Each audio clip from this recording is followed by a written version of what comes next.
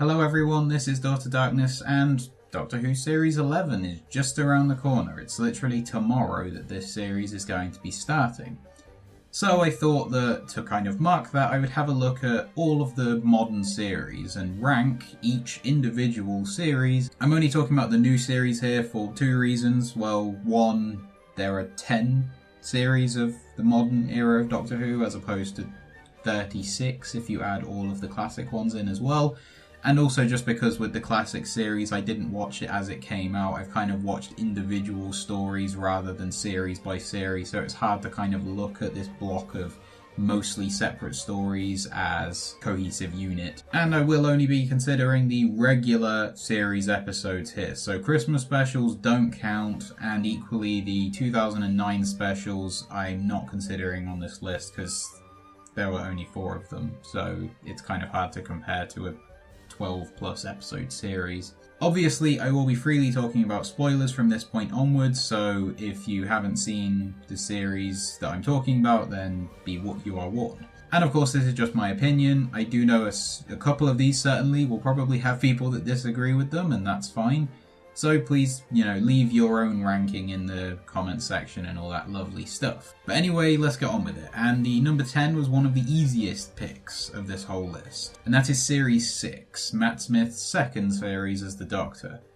This is the series that honestly made me question my continuing desire to watch new Doctor Who episodes. Obviously, the story arcs of this series are a lot more heavy-handed than most. There are loads of different ones and they're kind of hammered into you in every single episode. And the problem is a lot of them revolve around River Song, who is a character that I thought was interesting at first, but I found her increasingly grating. By the time we got to this series, I was done with her and I didn't really want to see her anymore. So having the whole series revolve around her, not great for me. And the problem here is, as far as individual episodes go, there are only 2 here that I think are really good, which are The Doctor's Wife, which is just a really fun time, and The Girl Who Waited, which is a bit more of an emotional episode. And apart from that, well, the opening 2-parter was fine, it did a good job, but the problem is it was there setting up a bunch of plot lines that went nowhere. You revolve the series around this whole Doctor's death thing,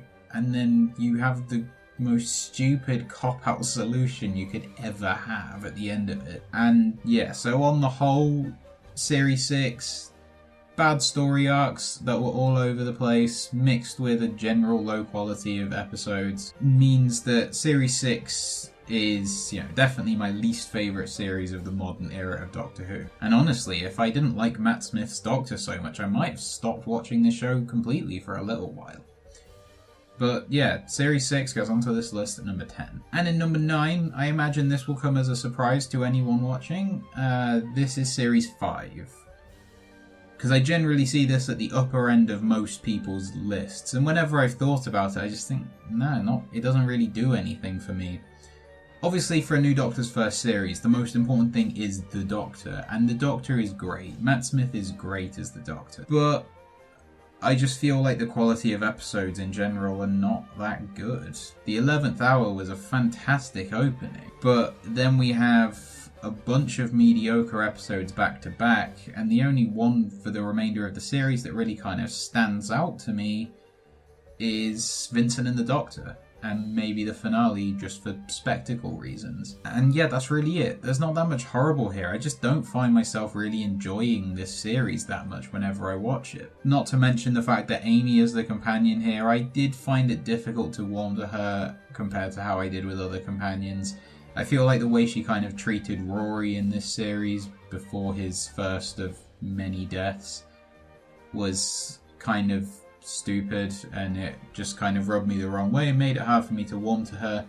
But yeah, as a whole, Series 5 gets onto my list at number 9. And in number 8, it's Series 7, which I feel like in many ways is absolute middle of the road in terms of quality.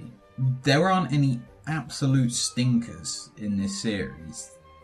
Maybe like the Crimson Horror was a bit dodgy, but none of the episodes I think are horrible, but at the same time none of them are great, apart from maybe The Name of the Doctor, which is great more for how it sets up the 50th anniversary than standing on its own. There were episodes here with potential. I think The Power of Three had a lot of potential, Cold War had potential, Asylum of the Daleks had a lot of potential, as did Nightmare in Silver, and none of them quite lived up to it. None of those episodes are outright bad, but I think that they promised more than they ever delivered. And I do think a big part of that was the fact that every episode was an entire story encompassed in that episode. You didn't have any multi-part stories. And then obviously we have Clara in this series. Now I would grow to like Clara, and I will talk about that when we get onto her later series. But in Series 7, it did just feel like she was there as a plot device. It almost would have worked better if she died at the end of The Snowmen, and then Matt Smith's Doctor had been on his own, maybe with a couple of guest companions or something, looking for her, and then he finds her at the end or something like that. And then her story can begin, rather than having her kind of meandering about in the TARDIS and not really doing anything for half of the series. I think it's a shame that Matt Smith's 3 series are the bottom 3 on this list, because I really did like him. I just struggle with a lot of his stuff. So Series 7 gets onto this list, and number 8. And in number 7, we go a lot earlier in the run of the new series with Series 2, David Tennant's first series. And this is pretty much the definition of a mixed bag. Some of the best episodes that the show has had since its comeback have been in this series, but so have some of the worst. We've got The Impossible Planet and The Satan Pit, which is a really great two-parter, and it's one of the best ones that there's been. But then we've also got School Reunion, we've got The Girl in the Fireplace, which is a solid episode. The Cybermen two-parter I thought was a really interesting and good way to bring them back into the show. Even the finale, while I think it kind of fell short with the whole Daleks versus Cybermen thing, it was promising because they made the Cybermen way too weak. It was still a nice spectacle. But then on the other hand, we have Fear Her and Love and Monsters and New Earth and Tooth and Claw and The Idiot's Lantern, which are among the weaker episodes of the whole series so far. And it's a bit odd that a lot of these were written by Russell T Davies. His record at writing was normally really good, so I don't know what he was doing in this series. But yeah, Series 2, it's a real mixed bag. Some great things, some not so great things. Evens out on the list at number 7. And for number 6, we go from David Tennant's first series to Peter Capaldi's first series. And at the time, I found it to be a breath of fresh air for this show. I did like Matt Smith, but I think that what they'd done with him and with David Tennant's Doctor, they'd kind of made them too important for their own good. Whereas here you've just got a cranky old man who's poking about in a box and travelling around, and he doesn't really mean anything himself, and the story arcs are a lot more toned down here. Yes, there is everything with Missy, but I don't think it's as heavy-handed as it had been certainly in Series 6. The focus is more on the relationship between the two characters. I did like Clara a lot more in this series. Her relationship with Danny is kind of, I think, underdeveloped might be a way to put it, but I think it's fine and it works. And on top of that, there are some really good individual episodes here. That Mummy on the Orient Express and Flatline in particular are really, really good. Even Into the Dalek, I think, was one of the better Dalek stories that we've had since Stephen Moffat took over as the showrunner. The finale had some interesting ideas, but kind of fell apart in the second part. The reason it kind of ends up in sort of the middle is that the really, really good episodes are sparse in this series. There are, 2 or 3 out of 12 that are really good, and then the rest are mostly just okay, with then Kill the Moon and In the Forest of the Night that are, another level below that. But on the whole, I did like it. I think that it was a good foundation for the 12th Doctor, and they did build on it well, as you can tell by the fact that I haven't talked about either of his later series yet. So Series 8 gets onto the list at number 6. In number 5, it's the definition of a series of 2 halves, and that's Series 3. Because, I don't know, they must have known which episodes here were the really, really good ones, because the first half of this series is really not good, but the second half is really, really good. Martha's obviously the companion for this series, and I really did like her as a character, but I don't think she was treated very well, and I think that's why she ends up being considered as the rebound companion, rather than the, strong-willed, resourceful, intelligent, and determined character that she is. But yeah, it's really the episode quality here that kind of varies so wildly. The first half of the series, it started okay. I think the first 2 episodes were alright, but then Gridlock wasn't good. I think then we've probably got the worst Dalek story of the modern era. Then this, and then 42, which is notable as being Chris Chibnall's first episode on Doctor Who. It's got its moments, it's interesting, but it's kind of middle of the road okay. And then, God, the jump in quality from then is ridiculous. The Family of Blood 2-parter, phenomenal. Blink, well, what is there to say about Blink that hasn't already been said? Utopia, also great. The finale, bit of a shaky conclusion, but still, what a ride that finale was. It was great. These 6 episodes are just a blast to watch through. Well, I've kind of done a thing where I've watched through the entire modern series a few times, and when I get to series 3, it kind of takes me like a week to watch the first 7 episodes, and then I'll end up watching the remaining 6 all in the same day, because they're just so good and you just want to keep watching and watching. If we're talking about a consistent run of episodes, this last 6 would be number 1. The only reason it's not is because it's let down by the first half of the series, so it kind of evens out, ending up in the middle. Series 3 gets onto the list at number 5. Then in number 4 we have the most recent series, well, until tomorrow, and I think that on the whole it was a really solid one. Most of the episodes are at least pretty good. I think even the weaker episodes in this series, like The Lie of the Land and The Eaters of Light, yeah, they are weaker, but they're not, like, dreadful.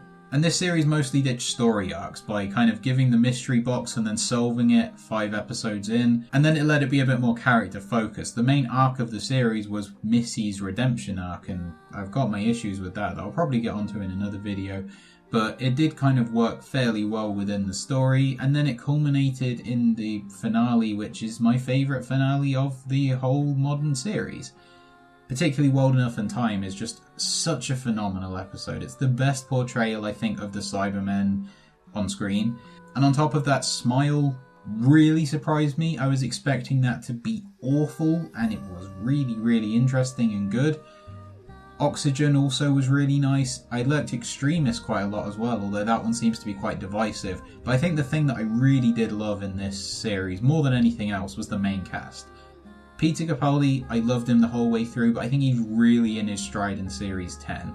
Bill also is one of the most just purely likeable characters in all of Doctor Who. And then Nardole came out of nowhere and just became a really great addition to this team when he'd started off being a stupid one-off comic relief character. So yeah, really very solid, really good, and it kind of ends up the best of the rest, because I have really strong positive feelings towards the top 3 on this list, so to get 4th is very respectable. Series 10 gets onto my list at number 4. 3, from what I can gauge from general fan reaction, is one of the most polarizing series out of all of them, and that is Series 9, because I absolutely loved it, almost from start to finish. I think there's one notable very weak episode in this series, which is Sleep No More, of course, and I can live with that, honestly. It was an experimental episode, and it was an experimental episode that didn't pay off. It happens, I don't care.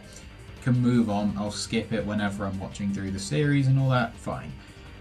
But apart from that, I loved almost every episode. The opening 2-parter is a bit messy, but a really fun time. Under the Lake Before the Flood is just a really solid kind of base under siege story with some interesting things that it does with time. I quite liked Ashilda in her 2-parter, even if the plot there was kind of weak.